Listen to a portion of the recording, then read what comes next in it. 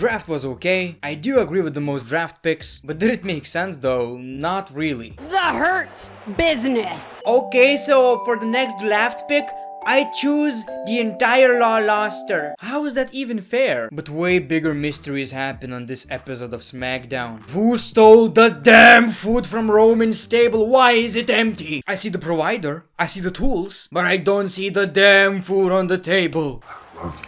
I see a lot of people on Twitter saying it was a horrible show. I don't necessarily agree. I think it was pretty alright. I agree with the most draft picks. I think it was just alright. And the show itself was pretty entertaining. The matches were good. For example, the street fight. So these were the superstars eligible for tonight's draft. Next week, we're getting this. By the way, not every superstar got drafted. It's gonna happen on Talking Smack. Anyway, so let's talk about SmackDown. It was against Stephanie McMahon who did this. I mean, general managers would be appreciated, but it is what it is. Who's picking who?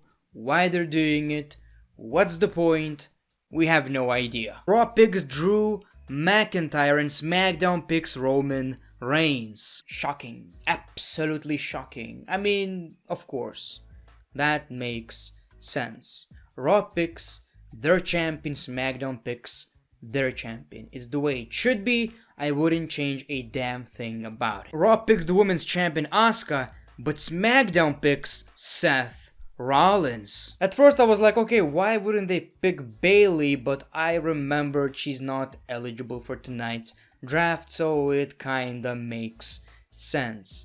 Seth Rollins on SmackDown is something that I really wanted to see. I think most of the draft picks that I mentioned in my who should be drafted video actually happened, and Seth Rollins is one of them.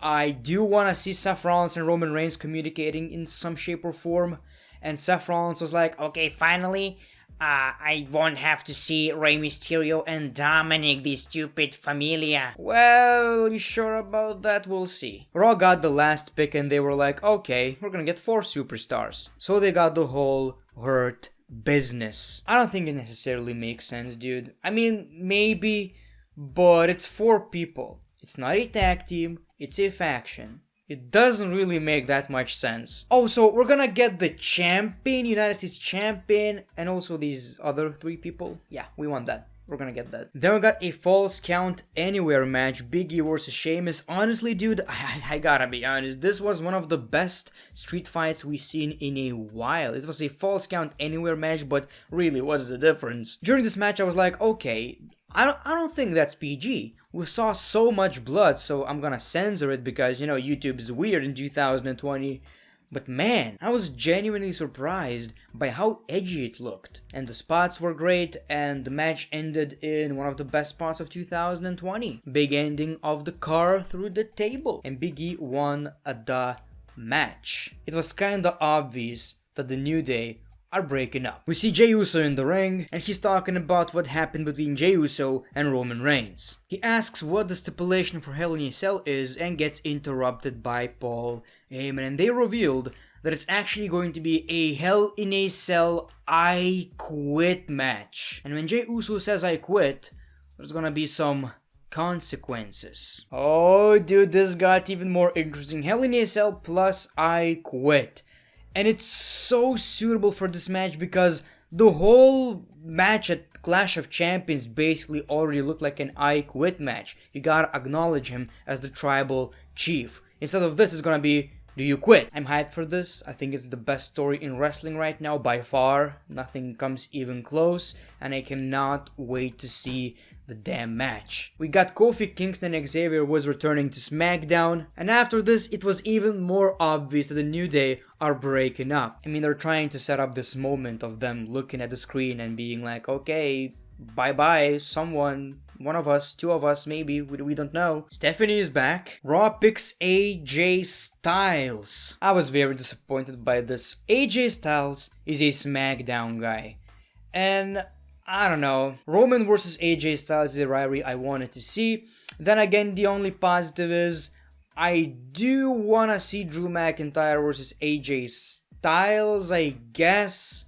I'm just not that into AJ's current gimmick. SmackDown picks Sasha Banks, pretty expected. Raw picks Naomi, awesome, a new challenger for Asuka. And SmackDown picks Bianca Belair, also good because she's not doing anything except for these terrible segments. And of course Raw picks Women's Tag Team Champions. AJ Styles is not very happy about being drafted to Raw. But you know what? Any brand I go to, I'm gonna make it phenomenal. We got Jeff Hardy and Matt Riddle versus John Morrison and The Miz. For some reason it was hyped as a dream match, a dream team between Matt Riddle and Jeff Hardy. I don't think so, I don't know about that.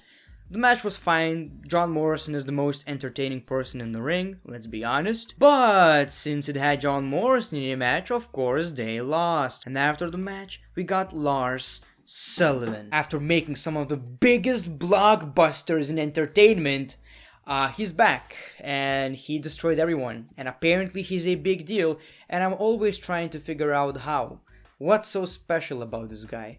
How is this guy different from any other big guy? How is this guy entertaining? I like his movies though. We got Stephanie back. Sullivan will be added to Monday's draft pool. But she announces that Ricochet is staying on Raw. Okay, I guess. SmackDown picks Jey Uso. I guess the reason why it's not the Usos is because Jimmy is injured. I guess that's the reason. I don't know if Edge is gonna be drafted anywhere. We'll see. Raw picks Mandy and SmackDown picks Rey Mysterio and Dominic Mysterio. So Raw is left with not a lot of good stories. We'll see who gets drafted to Raw on Monday.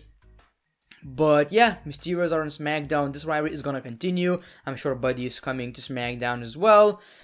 I guess it's fine. SmackDown is just getting better and better so far. And yes, people, John Morrison and The Miz got drafted to Monday Night Raw. This is by far my favorite pick. Raw is 3 hours long, so maybe they're finally gonna give something to these guys. Miz has so much potential as a heel. John Morrison has so much potential as a babyface. Please don't ruin these two. We got SmackDown Women's title match. Sasha Banks versus Bayley. Why? I don't know. Why would they waste it? I'm not quite sure. But it was pretty obvious it's gonna end in a disqualification or something like that. And that's exactly what we got. We got a chair shot to Sasha Banks. We got a big brawl. And that's how this ended, but I'm sure both are staying on the same show, so we're gonna get that match very soon. We got SmackDown Tag Team Titles match, The New Day versus Cesaro and Shinsuke Nakamura, so it was okay for the most part. I mean, if I'm being honest, I'm not thrilled about having the New Day, as Tag Team Champions again, but they won the match, and I don't know how I feel about that. But there's a bigger story to be told, because what's about to happen next is actually pretty wild. Stephanie comes out and she says the SmackDown Tag Team Champions Kofi and Xavier are on Raw now. Say E, but she didn't say that. Also, Big E stays on SmackDown, so yes, they are separated. I mean, let's get the bag out of a cat. Let's get the cat out of the bag. SmackDown Tag Team Champions are drafted to Raw. Unless we're gonna get a switch, which I doubt is gonna happen since the championship is called SmackDown Championship, I'm sure the divisions are being merged. So I guess we're gonna have to talk about that on Raw. But yeah, Big E is staying on SmackDown. The New Day broke up. Big moment in the WWE after 6 years, I think. So honestly, I'm very happy about that. We need something different, and they didn't even fight. No one betrayed anyone. It was just a normal breakup. I think it's good for Kofi and Xavier, and I think it's especially good for Big E because we need him to be separated from the New Day to fully, see his full potential. Oh my god, Raw got Dana Brooke! The landscape of the WWE is about to change, people, and I'm here for it. Dana is on Raw. SmackDown picks Otis and Raw picks Angel Garza, so I guess Andrade is coming to SmackDown, and I guess that's okay. Sasha challenges Bayley to a cell match at Hell in a Cell. That's pretty interesting. I guess it's not a Hell in a Cell match, but if it's a... or is it a Hell in a Cell match? I'm not sure. It's either Hell in a Cell match or a cage match. One thing's for sure, okay, I'm all for it. And the show ended with The Fiend versus Kevin Owens, which was alright. I think it wasn't that bad. Didn't necessarily care if I'm being honest, but I guess it was okay. The finish was pretty awesome. We got a stunner but The Fiend no-sold it, and he basically, well, choked the shit out of Kevin Owens, and he won the match. After the match, we saw the shot of Alexa Bliss and The Fiend. I'm not that interested, but I guess we'll see where it goes. And on Talking Smack, we got the final draft picks. Raw got Humberto Carrillo, SmackDown got Murphy, so this rivalry is gonna continue. Raw got Tucker. Why would they split Heavy Machinery? SmackDown got Kalisto, and Raw got Drew Gulak. And next week on SmackDown, we're gonna get a season premiere, which basically will give us Roman versus Strowman. See you later.